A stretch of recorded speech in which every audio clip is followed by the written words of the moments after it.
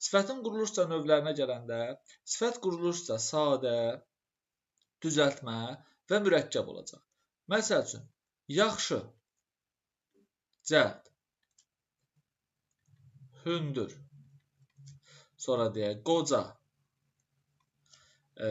deyək, ahıl, cahil. Yəni, bu tip sözlər kiçik və Rauf müəllim, ahıl yaşlı insan deyirlər yoxsa? Necə? Ahıl yaşlı insanı deyirlər. Bəli, ahıl yaşlı insandır. Yaşlı sözü amma düzəltmədir. Qoca ilə ahıl, məsəl üçün, sadədir, amma digəri düzəltmədir. Okay. Kiçik sözü ilə balaca sözündə yadda saxlayın sadə söz kimi. Çünki balaca sözündə cacə yoxdur. Bu sadəcə olaraq sadə bir sifətdir. Özüm artırmıram ki, bunları bəzilərini yazdım ki, özünüz üçün sifətdə bir təkrarlanmış kimi olasınız. İkinci olacaq düzəltmə. Düzəltmə sifətlər müəyyən şəkilçilər vasitəsilə düzəlir. Hansı şəkilçiləri deyə bilərik biz? Məsəl üçün, s, si, su, süz şəkilçisini deyə bilərik. Ən belə deyək, məşhur şəkilçilərdən biri. Məsəl üçün, duz sözünə qoşulur, olur duzsuz. İsimdən sifət düzəltmiş olacaq. Və yaxud da ki, ev sözünə qoşulub olsun evsiz. İsimdən sifət düzəltmiş olacaq. Və bunun antonimi var. L, li, lu, lü. Məsəl üçün, duz, duzlu. Məzə, məzəli. Və yaxud da ki, pul, pullu formasında. Pul, pullu formasında. Daha sonra biz deyə bilərik cıl, cil, cul, cür şəkilçisi haqqında. Zarafat, zarafat, cıl formasında. Baxın, əksəriyyəti isimdən düzəlir sifətlərin. Sonra iki yerə belə buradan da danışaq. Tutaq ki, deyək, I şəkilçisi haqqında, I üstü 4. Bir də I, V şəkilçisi haqqında danışa bilərik ki, bu alınma şəkilçisi olacaq. Baxın, deyək ki, çərkəz, çərkəzi, çərkəzi uzun mənasındadır. Deyə bilərik ki, qızılı və yaxud da ki, armudu. Nəyə diqqət eləyəcəksiniz? İV isə alınma sözlərə qoşulur. Çünki özü ilə alınma şəkilçisidir. Məsəl üçün, inqilab, inqilabi, iqtisad, iqtisadi, elm, elmi, nə bilim deyək, dairə, dairəvi, ailə, ailəvi.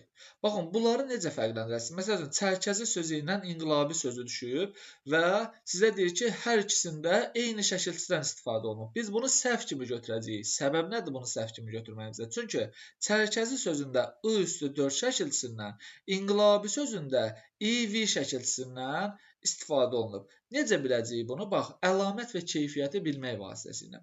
Çərkəzi sözü uzun mənasındadırsa, bu geyim əslində uzun geyim mənasındadır. Uzun mənasındadırsa, deməli bu əlamət bildirir də, gözümlə görürəm. İnqilabi nədir? Keyfiyyət, iqtisadi, keyfiyyət, elmi, keyfiyyət, dairəvi, keyfiyyət, ailəvi, keyfiyyət. Gözümlə gördüyüm bir şeylər deyil. Qızılı sözü rəngdir də bu, gözümlə görürəm, əlamətdir. Armudu gözümlə görürəm, əlamətdir, forma xüsusiyyətini bildirir bu. Gördünüz, deməli I üstü 4, yəni milli mənşələ qoşulan, milli mənşəli sözlərə qoşulan I üstü 4 şəkilçisi əlamət formalaşdırır. IV bir variantlı şəkilçisi isə alınma sözlərə qoşulur və deyək ki, keyfiyyət formalaşdırır. Bir də yadda saxlayın. Qələvi sözüdür. Kimyəvi sözüdür. Sonra dünyəvi, sonra deyək, əşyavi, əşyəvi. Bu sözlər IV şəkilçisi vasitəsilə düzəlməyib. Bu sözlərə deyəcəyik sadə sözlər. Sadə sözlərdir, bu yadda saxlayın. Qələvi, kimyəvi, ənəndir. Görürsünüz, dünyəvi, əşyəvi. Daha əşyavi deyil bu. Yadda saxlayın, qarşınıza çıxa bilər. Daha sonra biz danışa bilərik. Bir iki şəkilçidə deyək, məsəl üçün, keş şəkilçisindən danışa bilərik. Bir variantlı şəkilçidir. Qayğı, isim, qayğıkeş, sifət olacaq. Dar şəkilçisindən danışa bilərik. Əməkdar deyə bilərik. Əməkdar və yaxud da ki, evdar deyə bilərik. Sifət formalaşdıracaq. Daha sonra Pərəst şəkilçisindən pərəst, millətpərəst, nə bilim, amiz şəkilçisi var, amiz, hikmətamiz, hikmətamiz. Sonra pərəsti yazdıq, pərəstdən ehtiyatlı olun. Sonra xah şəkilçisi var, xah, xeyir, xah formasında. İndi mən sizə bir şey də deyəcəm bu haqda. Yadda saxlayın ki, tanıdığınız, bildiyiniz ön şəkilçilər sifət formalaşdıracaq. Yəni, bi, ba, la, co, bu şəkilçilər A şəkilçisi. Bu şəkilçilər deyək ki, ön şəkilçilərdir və hər biri sifət yaradır. Məsəl üçün, bi vəfa, yəni vəfasız formasında vəfa isminə artırılır. Burada belə təhlil olunur bu formada və sifətdir. Baməzə, yəni məzəli, la məkan, yəni məkansız, comərd sözü, bir də A deyək ki, normal formasında deyə bilərik. Bu da oldu hər biri bunların, hər biri oldu düzəltmə sifət. Düzəltmə sifət. Bir də sul şəkilçisi haqqında da deyim, birdən düşər. Yox sözünə, yox, sul artırılır, leksik şəkilçidir, sifət formalaşır. Bu oldu bizim sifət haqqında, sifətin düzəltmə formaları haqqında bilməli olduğumuz. İndi sizə iki şəkilçi haqqında danışacağım. Bunu artıq əzbər bilməliyik, yəni unutmamaq şərti ilə. Dakı dəki şəkilçisi, bir də K üstü 4 şəkilçisi. Yadda saxlayın, bu adlara, qarşısında da yazım ismə. İsmə qoşularaq sifət formalaşdırır. Məsəl üçün, evdəki, çöldəki, deyək ki, adlar da deyək, adlar da dediksə, buradakı. Bu formada sifət formalaşdırır. Ç şəkilçisi isə amonim şəkilçidir. Ona görə belə yadda saxlayın. Ç2, Q2 şəkilçisi zərfə qoşularsa, zərfə qoşulub sifət yaradır. Sifət yaradır.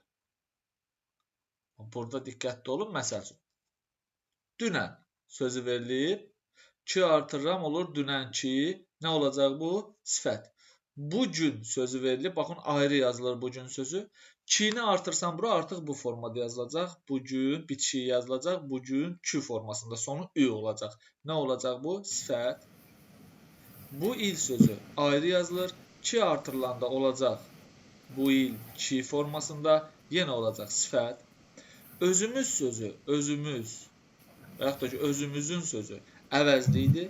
Özümüzün ki artıq olacaq sifət. Sonu ü ilə bitdi. Gördünüz bu formada. Bunlar olacaq sifət. Yadda saxlayırsınız bu iki şəkilçi haqqında. Birinci, bunlar yalnız hansı sualına cavab verirlər? Yalnız hansı sualına? Necə, nədir sualına cavab vermirlər. İkinci, yadda saxlayırsınız ki, dərəcəyə görə dəyişmirlər. Bu formada. Dərəcəyə görə dəyişmirlər. Əla, bu oldu bizim dakı, dəki və Q2, Q2 haqqında bilməli olduqlarımız. Yadda saxlayın, sözdə dakı, dəki varsa, bunu heç bir halda bölməyəcəksiniz ki, müəllim, görəsən harada dadə gəlir, harada Q2 ayrıdır. Dakını görürsünüzsə bir yerdə leksik şəkilçi. Dakını görürsünüzsə bir yerdə leksik şəkilçi kimi götürəcəksiniz. Və özündən sonra əlavə leksik şəkilçi gəlməyibsə, nə şəkilçi gəlirsə gəlsin, yəni qrammatik şəkilçidən söhbət gedir. Bunu sifət kimi götürəcəksiniz. Evdəkilər gəldi, çöldəkilər içəri girdi. Burada larləri görüb isim kimi götürməyəcəksiniz. Bu sifətdir, isimləşmiş olacaq. Bu bizim dakı-dəki haqqında bilməli olduqlarımız. İndi. Rahatlar, olar bursun. Buyurun, buyurun. Bugünə dək o istisna sayılar, məsələn, bir ayrı yazı, fərqli yazılışlar görmüşəm. Elə bir şey düşünürsə, bugünə dək o bir yazılır sizcə ayrı. Bugünə dək bitişi yazılacaq. Bitişik, hə? Bəli, bugünə dək bitişi yazılır. Dakı-dək bitişi yazılır. Çünki dakı-dək burada antonim, qoşmadır. Başa düşdüm. Qoşmalarda tək hecalı qoşmalar sözə bitişi yazılacaq. Xas qoşması istisna olmaqla. Keçəcəyik bunu da inşallah. O artıq leksik şəkilçi deyil. İndi bir balaca danışaq, deyək ki, mürəkkəb sifətlərdən. Mürəkkəb sifət. Deməli, mürəkkəb sifətlərdən nəyi bilməliyik biz? Birincisi onu bilməliyik ki, mürəkkəb və mürəkkəb sifət və isimlərdə ayrı yazılan mürəkkəb sifət və ayrı yazılan mürəkkəb isim yoxdur. Ayrı yazılanlar yoxdursa, deməli bunlar necə yazıla bilər? Ya bitişik yazılacaq, ya da defislə yazılacaq. Bunlar ümumi başlıq altında necə gedir? Ola bilər ki, sadə sözlərin birləşməsindən formalaşsın. Şirin dil sözü məsəl üçün. Və yaxud da ki, deyək, qaraqaş. Qaraqaş sözü. Bu formada. Ola bilər ki, iki düzəltmə sözün birləşməsindən formalaşsın. Məsəl üçün, deyək, sınıq qəlbli bu formada və yaxud da soyuqqanlı. Soyuqqanlı. L-li-lu-lu, soyu, soyuq. İkisi də düzəltmə sözdür. Ola bilər ki, bir tərəfi sadə olsun, bir tərəfi daha doğrusu bir tərəfi də düzəltmə olsun. Bu formada deyə bilərik açıq, açıq ürəkli olmaz. Verək bunu. Olsun istiqanlı. İstiqanlı formasında. İsti sözü sadə, qanlı sözü isə düzəltmə olacaq. Daha sonra mənsubiyyət şəkilçisi sözün köməkliyi ilə mümkündür bunu formalaşdırmaq. Məsəl üçün, deyə bilərik, şəhərlər arası, fikir verin, mənsubiyyət şəkilçili söz. Ölkələr arası və yaxud da ki, stol üstü bu formada ikinci tərəf mənsubiyyət şəkilçili söz kimi düşünmək olar. Və yaxud da ki, birinci tərəf mənsubiyyət şəkilçili söz də ola bilər. Qəlbi qara. Onun qəlbi mənasında qəlbi qara bu formada da verə bilərik. Bir də yadda saxlayın, A və ba bitişdiriciləri köməkliyi ilə. Deməli, bu sözləri əzbərləyərsiniz. Bax, indi yazacağım. Cürbə, cür, növbə, növ, rəngarəng, bir də rəng. Bu sözləri zərflə fərqləndirməyi bacarın. Bu sözlər zərf deyil. Bu sözlər mürəkkəb sifət olaraq qalacaq.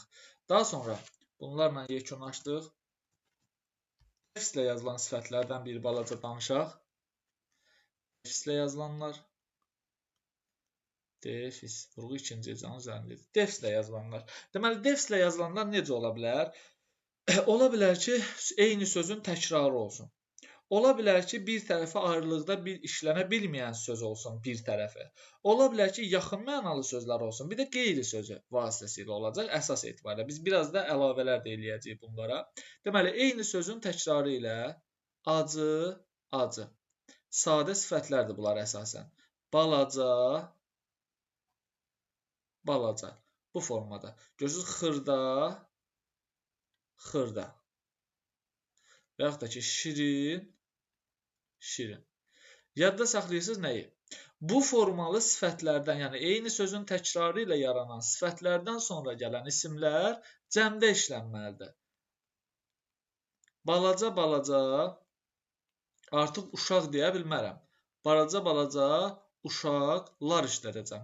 Xırda, xırda, xırda, xırda, meyvə deyə bilmərəm.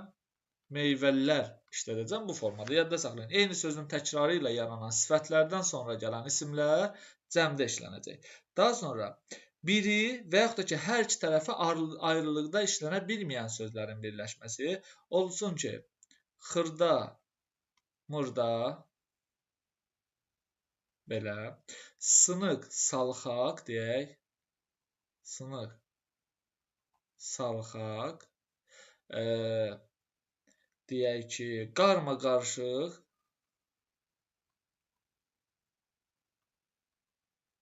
və yaxud da ki, deyək, əyri, üyrü və bu formada. Bunlar bir tərəfi ayrılıqda işlənə bilməyən sözlərdir ki, sifət formasında çıxış eləyirlər.